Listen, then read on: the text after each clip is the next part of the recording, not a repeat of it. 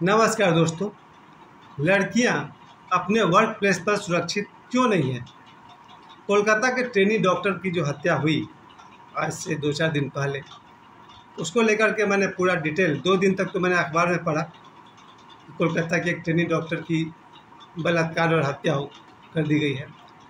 दूसरे दिन अखबार में था कि 1 से अधिक लोग के होने की संभावना है। और एक और क्राइम रिपोर्ट टाइप का एक कार्यक्रम मैं देख रहा था, जिसमें एक बहुत ही जिम्मेवार यूट्यूबर ने उस घटना को डिटेल में बताया कि जिस तरह से उस ट्रेनी डॉक्टर की नृशंस हत्या हुई है और उसके शरीर पर उसकी आंखों से खून बहना, उसके उंगलियों से, हाथ से, पैर से वगैरह वगैरह, उसके पूरे शरीर में जहाँ जहाँ से ब्लीडिंग हुआ है, खून बहा है, टूटा फूटा है, दोनों आंखों से खून बहा है, बलात्कार उसके साथ की गई है। तो सवाल ये उठता है कि लड़कियां अपने वर्क प्लेस पर सुरक्षित क्यों नहीं है? सिर्फ भारत में नहीं, मुझे लगता है पूरी दुनिया में। कब बदलेगी ये मेंटलिटी?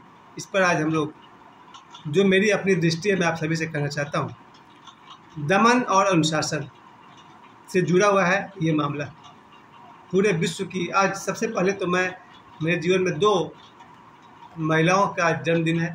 एक मेरी बेटी समान है, वो तो लड़की है, मेरी पोती, उनका जन्मदिन है। और दूसरा मेरी एक बहन है, आज उनका भी जन्मदिन है। बहन समान है, उनका भी जन्मदिन है। पर एक लड़की और एक महिला, इन दोनों का जन्मदिन आज 17 अगस्त पर गया है। इन दोनों के जन्मदिन की मैंने सुबह से आशीर्वाद दी है। और उनके जन्मदिन के अवसर पर मैं इस बात को पूरी दुनिया के सामने रखना चाहता हूँ। क्यों हम दूसरे के बेटी को या महिला को सम्मान नहीं दे पाते हैं? और सम्मान नहीं दे पाते हो तो दूर की बात है, क्राइम भी हो जाता है, हत्या, बलात्कार और क्या क्या हो जाता है। इस पर मैं अपनी तरफ से जो रोशनी डालना चाहता हूँ वो ये है कि दुनिया में कहीं भी कोई भी लड़की अगर स्कूल जाती है तो सुरक्षित नहीं है। बहुत जगह सुनने में आया है कि लड़कियाँ जब स्कूल जाती है तो रास्ते में लड़के उसको छेड़ते हैं। अब या तो वो लड़की डर से अपनी बात को छुपाती है कि फिर घर में आकर के भाई और बाप का मारपीट शुरू हो जाएगी। जेल और मुकदमा के डर से लड़कियाँ चुप रहती है। और जब वो सहती जाती है तो क्रिमिनल का हिम्मत इतना बढ़ने लगता है कि फिर क्रिमिनल आगे बढ़ता है और उससे बड़े बड़े कांड कर डालता है। प्यारे दोस्तों, जब लड़कियां स्कूल जाती है तो उनका जीवन खतरे में है। जब लड़कियां कॉलेज जाती है तो उनका जीवन खतरे में है। जब लड़कियां जॉब कर रही हैं तो उनका जीवन खतरे में है। इसके अलावा और भी बहुत सारी बातें हैं, लेकिन आज हम इसी बात को उठाते हैं कि वर्क प्लेस पर लड़कियां सुरक्षित क्यों नहीं है। बहुत छोटा सा इसका हल हो सकता है। जिस दिन देश का हर व्यक्ति अपनी माँ, बहन, बेटी की तरह सम्मान देना दूसरे को सीख जाएगा, उसी दिन क्राइम रुकेगा, उससे पहले नहीं रुकेगा। लोग अपनी माँ की तो इज्जत करते हैं, जिस दिन वो दूसरे की माँ की इज्जत करना सीख जाएंगे उस दिन क्राइम नहीं होगा। जो महिला भी कहीं भी नौकरी कर रही है, हमारे पुराने शास्त्र की अगर बात करें तो वो तो सीधा ही कहता है कि परदारेषु मातृवत, है ना, मातृवत परदारेषु, दूसरे की पत्नी माता समान है। हमारे शास्त्र तो 2 शब्द में अपनी बात कहा गया, मातृवत परदारेषु, दूसरे की पत्नी माता के समान होती है।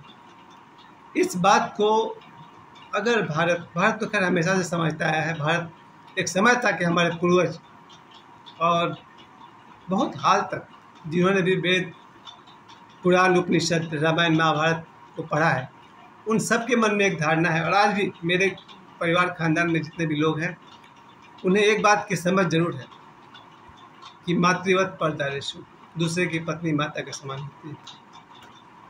आप इस बात को जिस दिन समझ जाएंगे उस दिन कहीं भी कोई भी माता असुरक्षित नहीं होगी।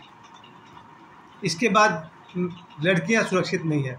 जिस दिन आपको समझ में आएगा कि आप अपनी बहन के लिए सुरक्षा चाहते हैं, कि आपकी बहन सुरक्षित रहे, घर में, बाज़ार में, नौकरी पर, स्कूल में, कॉलेज में, ठीक उसी तरह से दूसरे की बहन भी सुरक्षित रहे। इतनी सी बात तो आपको समझनी है। आप अपनी बहन की सुरक्षा चाहते हैं पर आप दूसरे की बहन को सुरक्षा देना नहीं चाहते।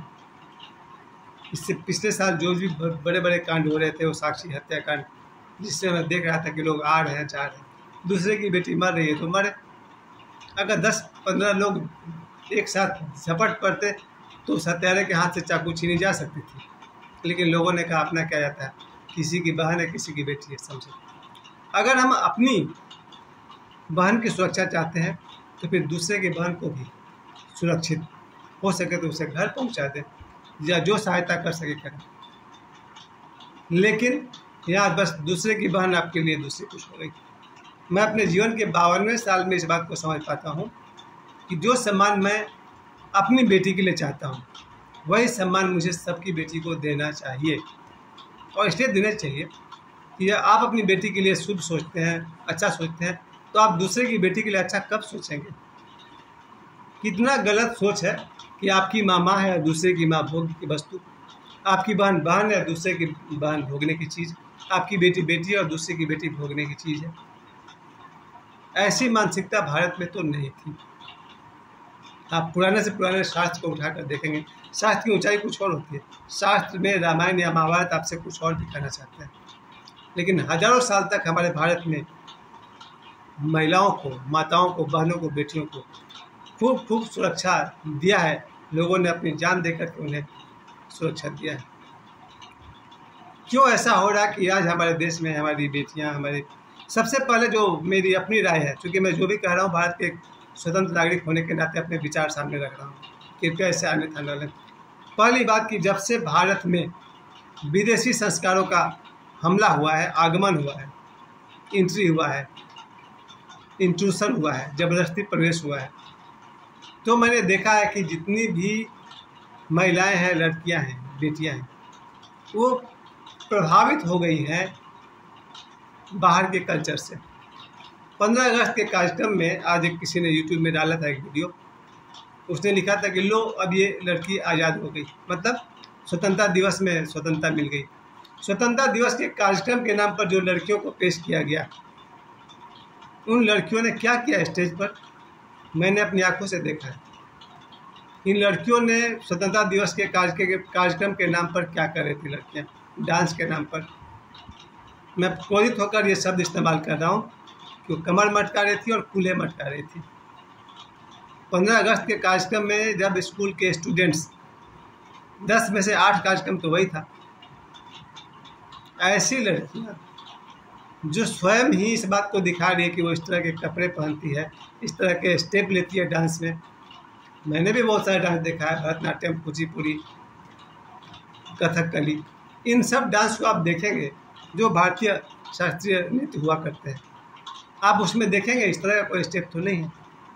लेकिन जब वेस्टर्न कल्चर हमारे देश में आया और जब से लोगों ने अपनी बेटियों को डांस क्लासेज भेजना शुरू किया, तब से लड़कियों के डांस के रिक्वायरमेंट के मुताबिक उनके कपड़े छोटे होते चले गए, क्योंकि डांस में उनको कंफर्टेबल होगा।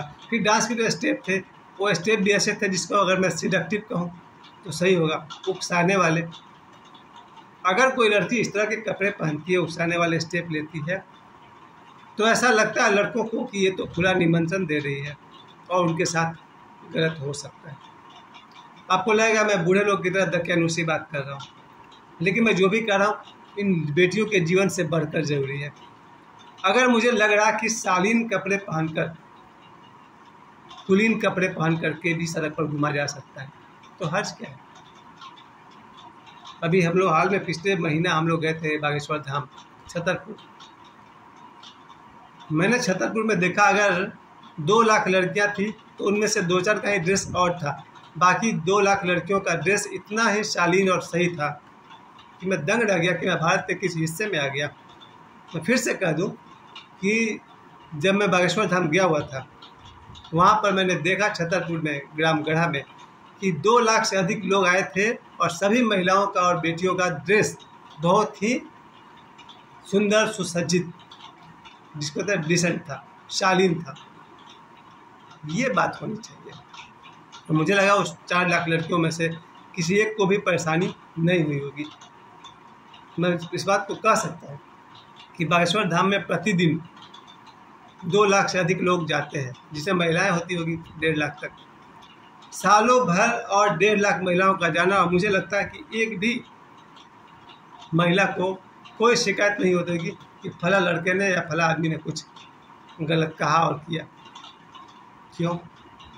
क्योंकि जैसे ही हम लोग बागेश्वर धाम में पहुंचते हैं, उसकी आबो हवा में, उसकी हवा में, वातावरण में ये बात है कि प्राचीन भारतीय की जो संस्कृति है वो वहाँ पर है। मैं फिर से अपनी बात पर वापस आऊँ कि आज की बेटियां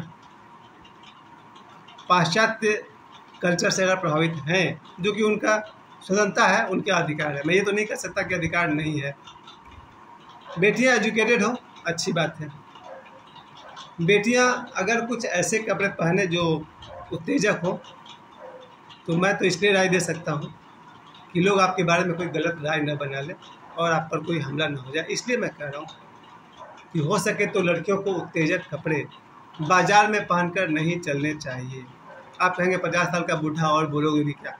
मैं फिर से कह दूं, आपका जीवित रहना, आपका प्रतिष्ठित रहना मेरे लिए ज़्यादा मूल्यवान है। तो मैं पहली राय अपने सभी बहन बेटियों को देना चाहता हूँ, यही है, आपका जो ड्रेस है वो उत्तेजक नहीं होना चाहिए और आपका जो डांस है, डांस का स्टेप भी उत्तेजक नहीं होना चाहिए और आपका कोई भी हाव भाव निमंत्रण न देता हो। आप बाकी आप सब स्वयं भी समझदार हैं, आप स्वतंत्र हैं, लेकिन मैं आप सभी को शुभकामनाएं देता हूं। हमारे देश में, पूरी दुनिया में लड़कियां जॉब पर सुरक्षित हो सकती हैं। अपना ड्रेस, अपना एटीट्यूड, अपना जीने का तरीका शालीन कर ले, सभी लोग आपको आदर करेंगे। हमारे देश में ही नहीं, पूरे विश्व में लड़कियों का, महिलाओं का, बेटियों का सम्मान हो, इसी आशा के साथ मुझे समय देने के लिए आप सभी को बहुत बहुत धन्यवाद।